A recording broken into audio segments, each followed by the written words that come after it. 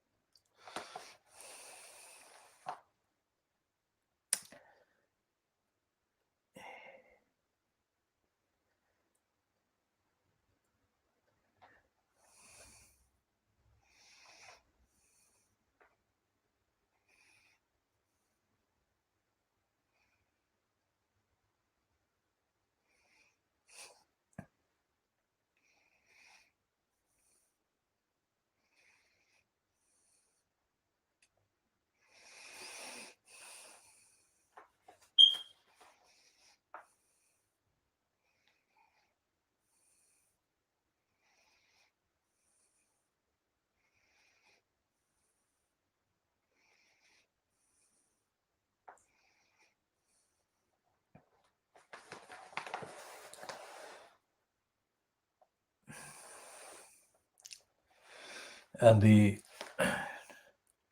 brief news items includes one headed social media bosses to escape sanctions.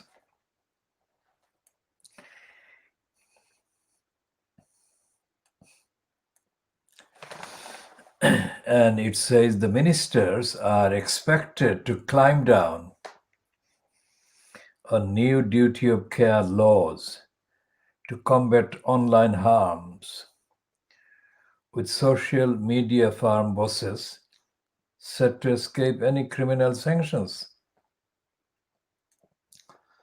for the time being.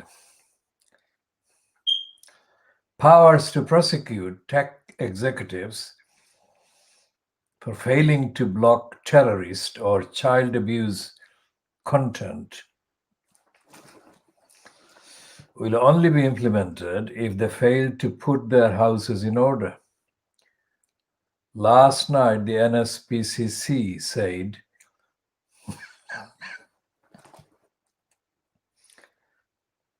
fines and blocking powers did not go far enough and were paper tigers given the wealth of farms such as Facebook. And of course, there is a stupid headline with a stupid display featuring Kate Middleton and Williams and their children. Stupidly saying, the Boris graph, the Cambridges take center stage on red carpet. Now, this is completely stupid because that is what they do get. That is not news. That's the extent of the brainwashing that exists in this country, that the Cambridges take center stage on red carpets wherever they go.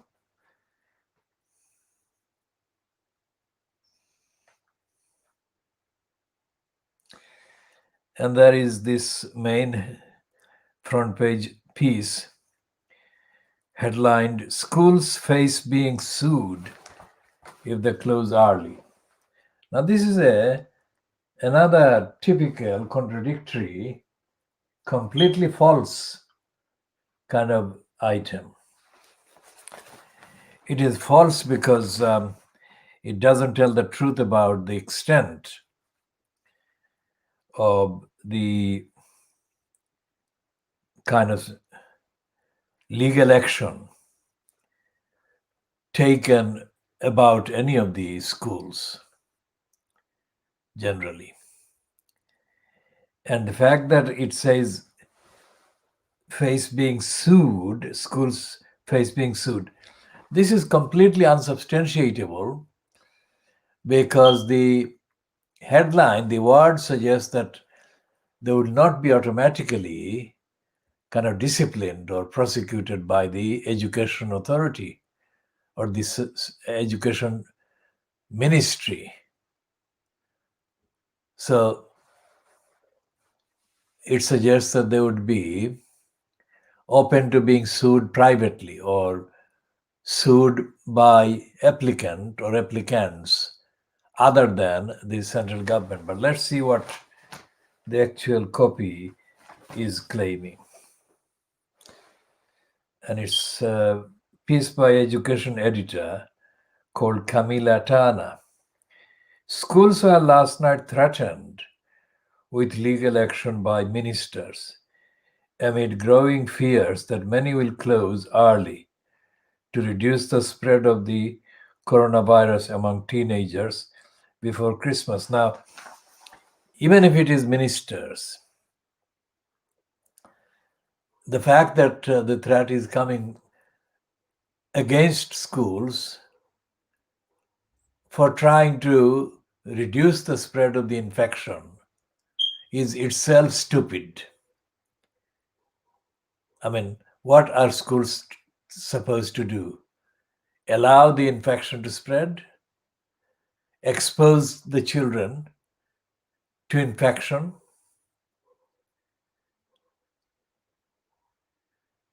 So, this kind of irresponsible, ignorant, misleading, factually incorrect, unfounded, idiotic pieces, and apparently written by the education editor. I mean, what education does she have? Or what qualification does she have to be given that post as education editor? The first paragraph is completely contradictory at 4 points. And this whole thing is contradictory, as I have said before in the beginning. It's not worth reading the whole of it.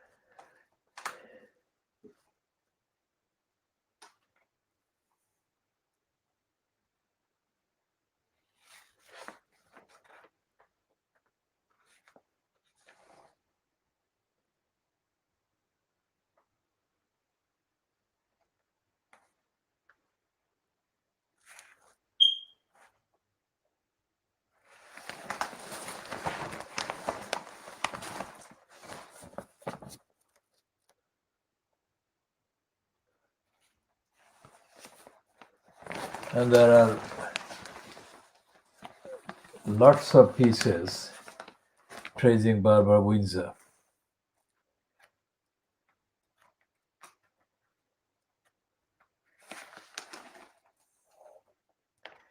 And I've got a piece about Bin Laden spokesman returns to UK from US jail. A fat, busted flush.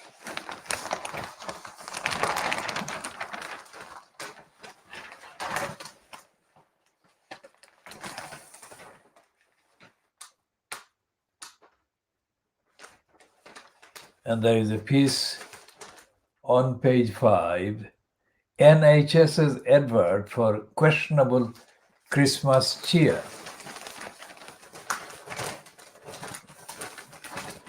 Now, if they are forcing schools to stay open for longer than the schools would prefer, then that shows that they don't believe the virus exists, let alone the virus is rising. If that is the case,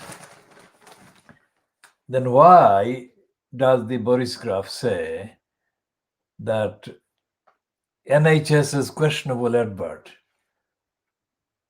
on Christmas cheer, why should it be questionable? If the schools are being threatened with legal action because they want to protect, safeguard the children's health as far as they can by closing early,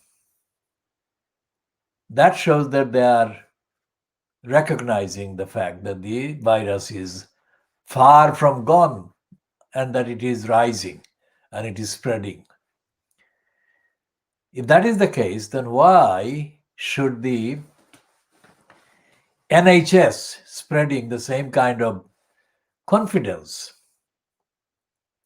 that the virus is no longer a threat? That is what the suggestion is. Let's read this one. It's a charity film depicting a familiar white bearded man sick in hospital could be upsetting for children.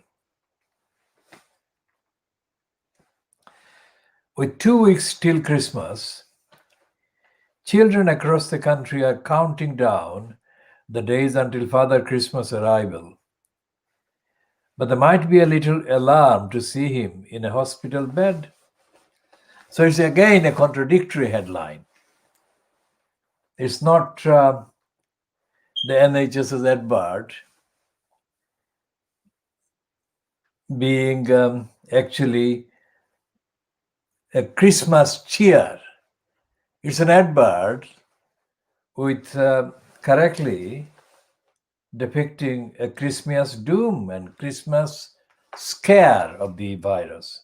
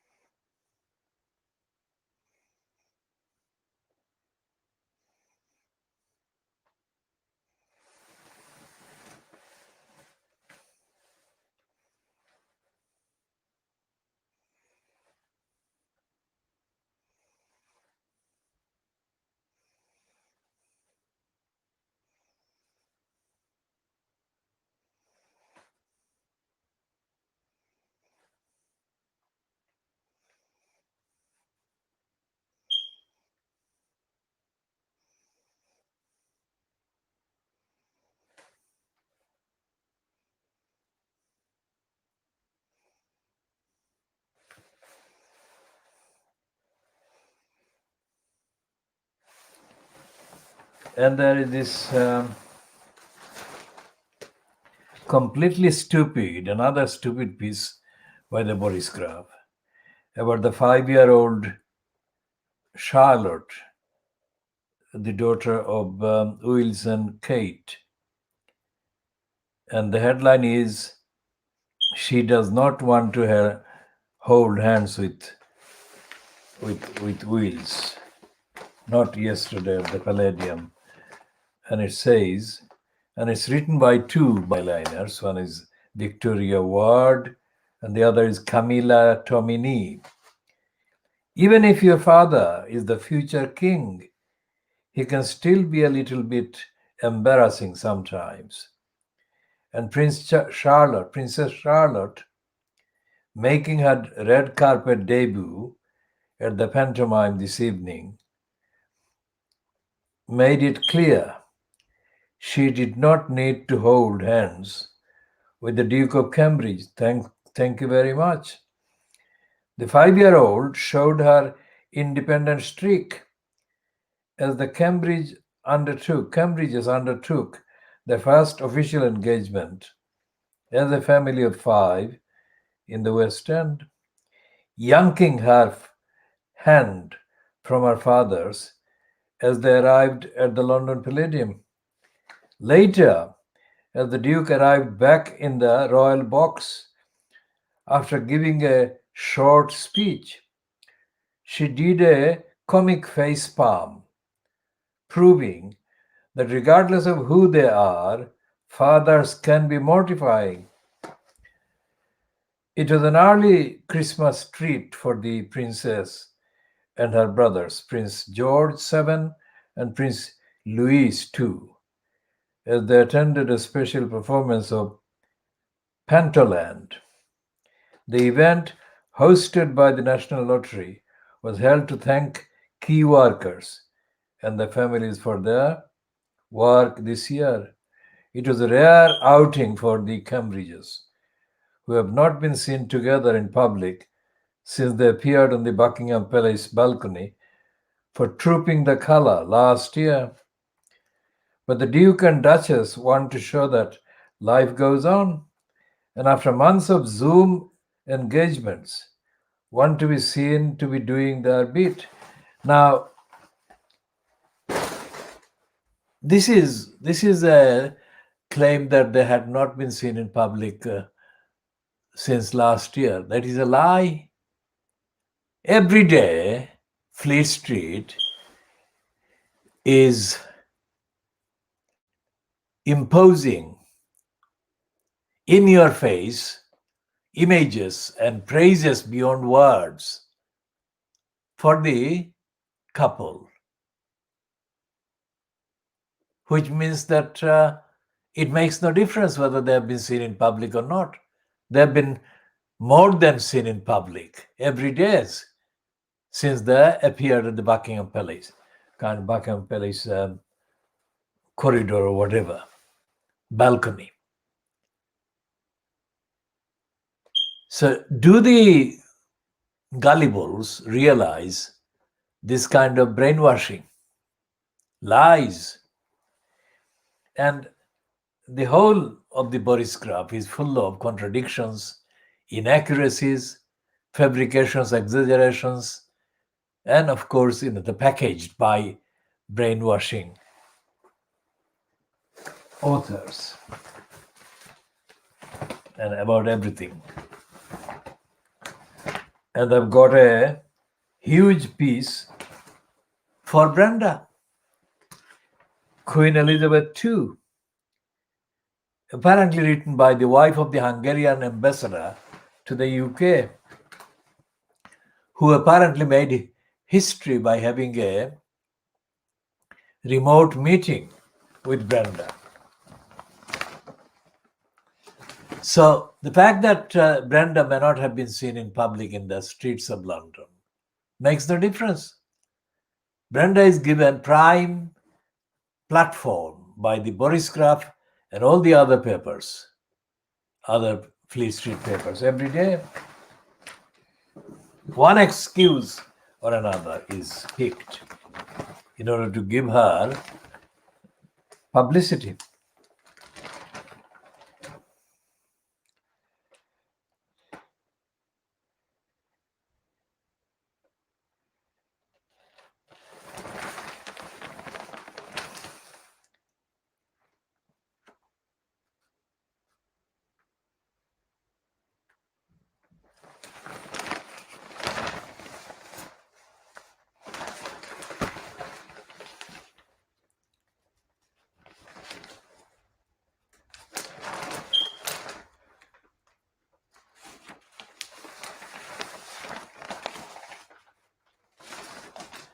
Okay, so there is this.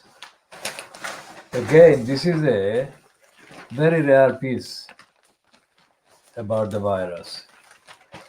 And it says 5 gene variants found that raise virus risk. This study takes the morass of biology and shines a light on very specific places. Now, this is exactly what they should be reporting and kind of covering extensively every single day. It says studies into DNA show drugs already available can help in the recovery of severely ill patients. And it says 5 gene variants that raise the risk of becoming seriously ill from coronavirus have been discovered by scientists in a breakthrough which could lead to life-saving treatments. Too true. The discovery helps explain why some people are more susceptible to the disease and may hint at why some families and ethnic groups are disproportionately affected. Researchers from the University of Edinburgh made the discovery by studying the DNA of 2,700 COVID 19 patients in 208 intensive care units in the United Kingdom. They compared the genetic data with samples from healthy volunteers to find out what was different in the DNA of those who became seriously ill. The team found key differences in 5 genes: IFNAR2, TYK2, OAS1, DPP9, and CCR2, which are individually carried by between 6 and 68% of the population. The genes are involved in 2 processes in the body: antiviral immunity and lung inflammation, and crucially, can be dialed up or down by drugs already available. Dr. Kenneth Bailey, the project's chief investigator at the university's Roslin Institute, said, "We have known for many years that variation in susceptibility to infection is strongly genetic. What we have been trying to do is use genetics to understand the complexity of the human immune system, to find levers we can pull that will change the outcome for the patient. Essentially, we are using genetics to predict the effect of drugs that treat them in the system." And so, therefore, this is a kind of story that should be there every day about the genetic, about the behavior of the body and the susceptibility and otherwise in the context of the current problem, which is the virus. But this also applies to all the other things, all the other illnesses, and the need for health care and effective health care, and the possibility of success or failure as linked to the genes of the person, which is rare. And we have said that is the kind of thing that should be published more of.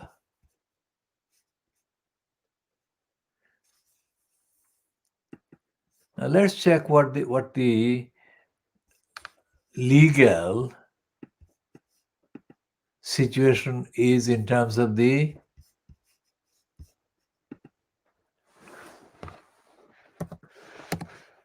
Ahmedabad case.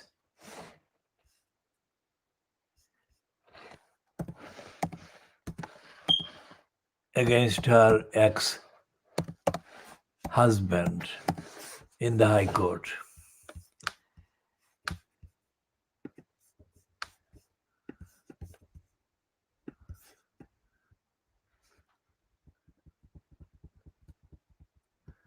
And it seems that the Russian billionaire Farhad Ahmedov has said he would rather burn his fortune than pay ex-wife record 453 million divorce bill. That is what the court has been told yesterday.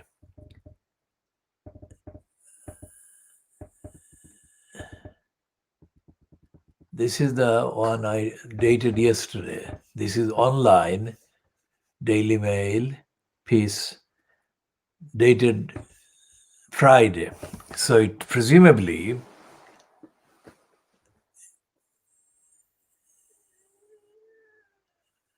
well, it is a Russian billionaire said he would rather burn his money than pay his ex-wife's divorce settlement, a court heard yesterday. So that was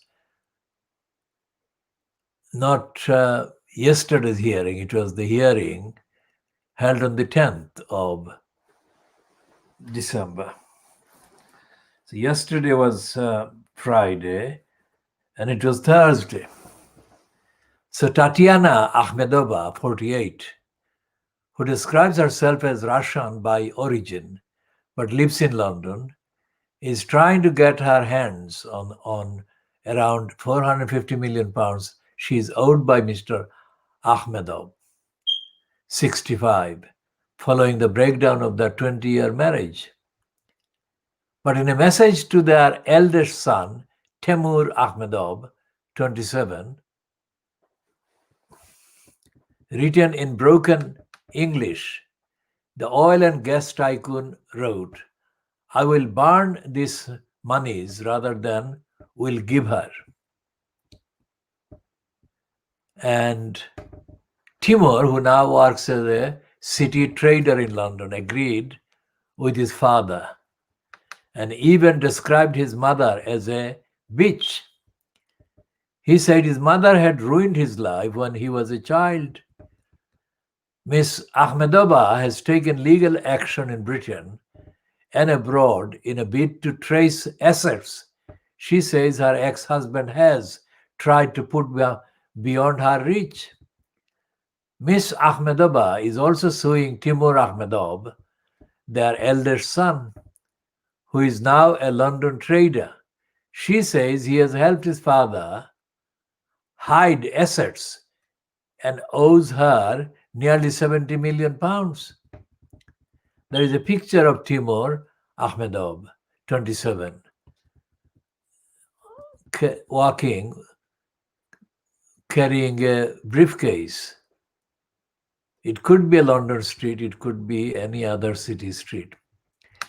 Timur Ahmedov denies the allegations against him and says his mother's claim should be dismissed. Now, this is the case that we have been referring to regularly for the last few weeks since this became kind of included in the reports in Fleet Street. And we have said on the facts that if a claim of nearly £500 million can be heard in the High Court, which is what has been happening, then the reason why claims of several billions of pounds that are outstanding against the Tower Hamlets Council and against the Spitalfields Small Business Association, the SSBA Community Trust, Newham Council,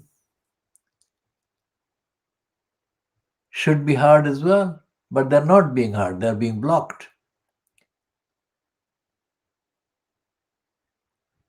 And there is no reason for blocking them except for racist prejudice by the makers of the decisions in the High Court at every level concerned.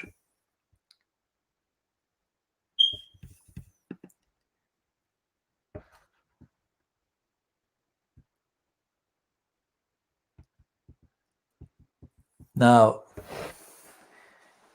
we have said that the details of the outstanding claims are so enormous, and the magnitude of the claims, the impact, that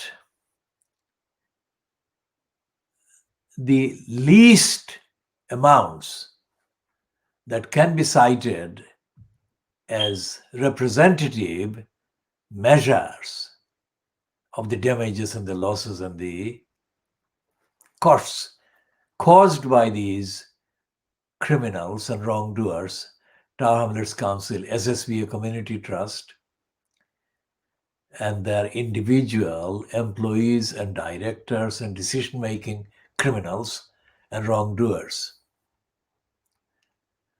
The magnitude and the details are unique because no other claim, either actually processed through the courts in England or remaining outstanding or pending,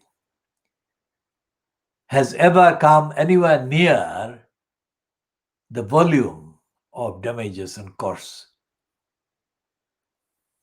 and losses that have been claimed in the outstanding claims, myself being the main principal advocate and representative claimant on all these matters. And it's actually something that concerns and exposes the very foundation, the constitutional law foundation, if you like, of the British state.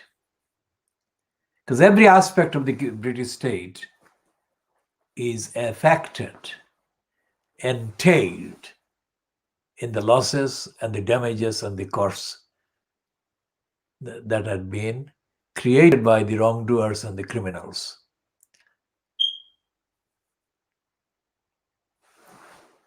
The claims, almost all of them, concern the unique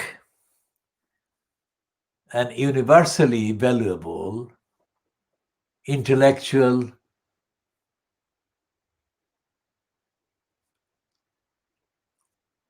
work.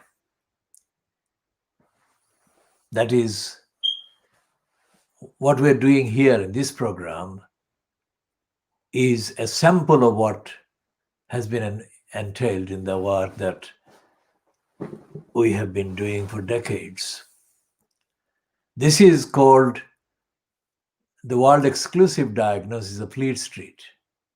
Now, this is exactly what we have been doing for decades, but not online, not in a kind of broadcast form, but in actual written form, in verbal form, and in the form of very detailed, exhaustive, comprehensive, analytical communications with the perpetrators, publishers, editors, and businesses and others involved in the contents and the creation and the publication of both the Fleet Street and the broadcasting counterparts, that is the BBC and the Sky News, ITV News, and Channel 4 News. And none of these claims has been correctly, factually questioned on the evidence.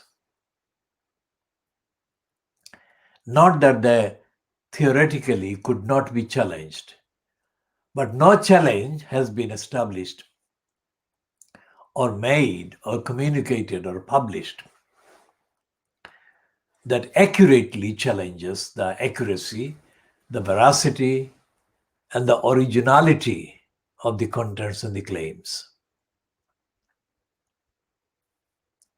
We shall come back to that later, either in this program, this broadcast, or in another broadcast.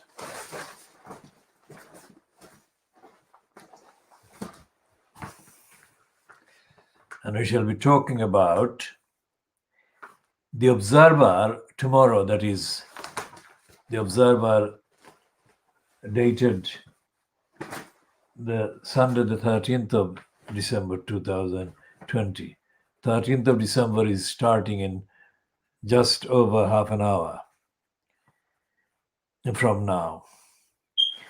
The Observer piece is written by Nick Cohen, and whether Nick Cohen is a Jewish person or not is not my kind of query.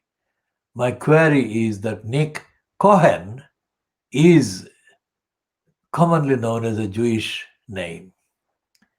And the reason I'm referring to the Jewish name, a Jewish aspect, is because of the topic that he has written, which is how did Enoch Powell, a man with no shame, come to haunt our times? This is obviously Enoch Powell has been the most overrated Englishman of the last several hundred years, I think. And the fact that he has been given that kind of recognition by the races shows the very serious state of England. And the question that is in the headline to the piece byline to Nick Cohen in the Observer tomorrow actually raises the question, how did the likes of Nick Cohen contribute to the continuation of the type of mentality and mindset and racism Enoch Powell embodied and personified when Satan Rushdie was launched as a weapon of mass disinformation against the Muslims? Surely Nick Cohen was around and was already writing as a kind of professional journalist, so-called. I cannot see any evidence that is available to me at this time that Nick Cohen made any remarkable stand against Satan Rushdie. I'm saying Satan Rushdie rather than Enoch Powell because of Nick Cohen's possible infancy during Powell's worst kind of behavior.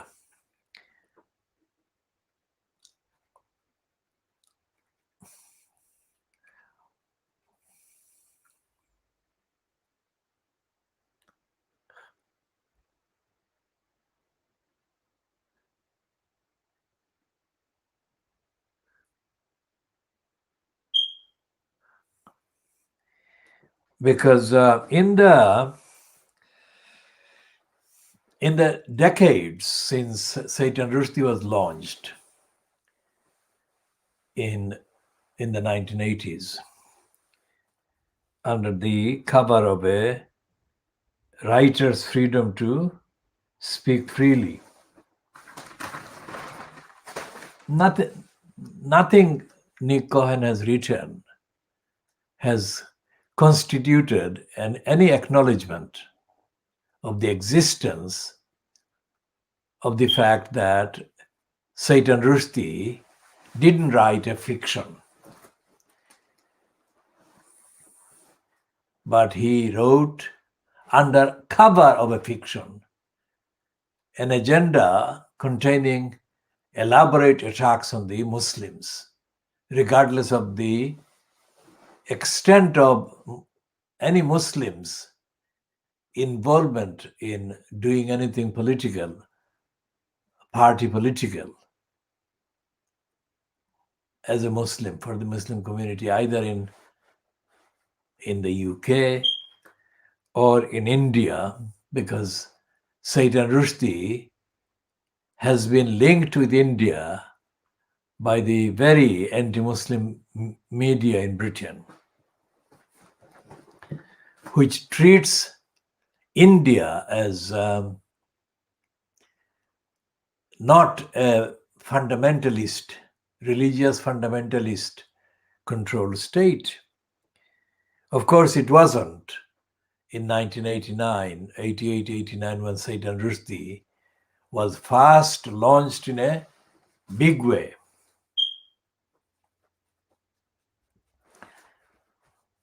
But the anti-Muslim hysteria that was generated by Rushdie's two books in the 1980s, one is Midnight Children and the other is, of course, Satan Rushdie's Satanic Verses.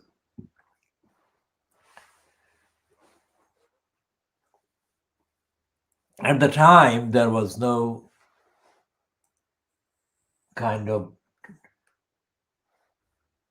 significant political presence by the Hindu nationalist Bharatiya Janata Party or the Hindu fundamentalist fascists, RSS, at India's state levels.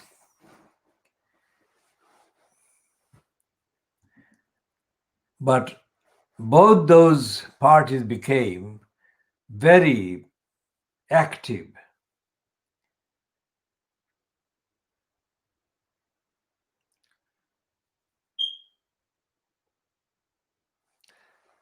both the RSS and the BJP were given serious popular or populist kind of boosts across India, almost as a simultaneous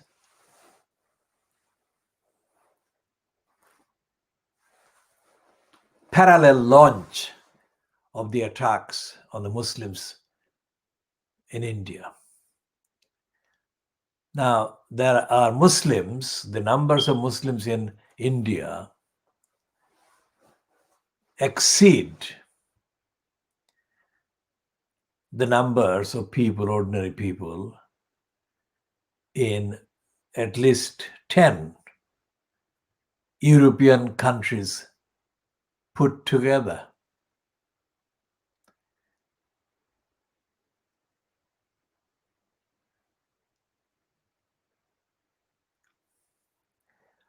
And the fact that Muslims in India are treated as if they are 1% of the population, which they are not, they are much more than that, illustrates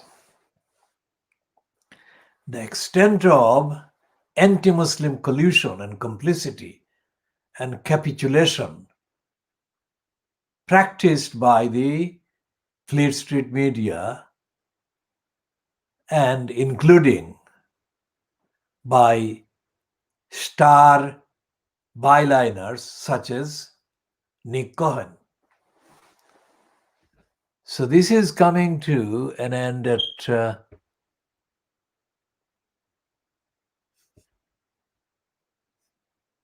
almost 23:40 GMT, and we shall be continuing.